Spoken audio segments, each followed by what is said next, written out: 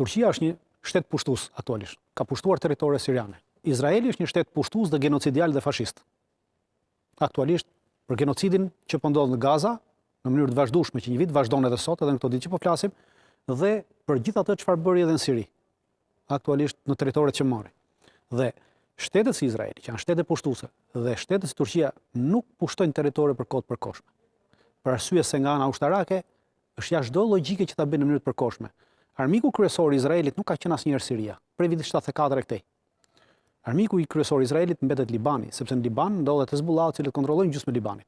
Dhe për sa kohë do të ekzistojë Hezbollahu, Izraeli do të mbetet në rrezik nga sulmi nga Hezbollahu, dhe për të eliminuar Hezbollahun, Izraelit në mënyrë ushtarake, në mënyrë taktike dhe strategjike për nevojat e tij ushtarake, i duhet patjetër territori sirian. I duhet lartësitë Golan, i duhet mali Hermont, i cili kontrollon gjithçka, dhe i duhet gjithë territori i Sirisë që vjen në kufi me Libanin, të cilin po vazhdon po e merr për çdo ditë. Për të ecur, për në mënyrë që t'i dali të vijë deri në gjys Libanit, aty ku rrjedh lumi Litani, ku është edhe rezoluta 1710, cila përcakton që prej asaj deri në atë pikë, pra 30 kilometra larg territorit të Izraelit, nuk do të ketë vendodhje të forcave Hezbollahut të gjitha, por e vetma mënyrë për t'i larguar është ta sulmojë Hezbollahun nga dy anë, pra ta sulmojë nga ana e Izraelit dhe nga ana e Sirisë. Por pa e marrë këtë territor të gjithin, nuk mundet ta sulmojë. Prandaj them, e ka për nevojat të tij ushtarake dhe të ekzistencës të tij, marrjen dhe mbajtjen e këtij territori në Siri.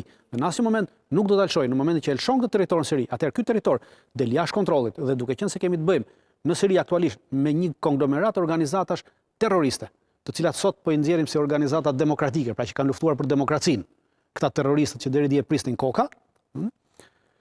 Këto janë organizata të përbëra 40 deri 50% tyre nga mercenar, të cilët do t'i jepen atij që do t'i paguajë më së miri.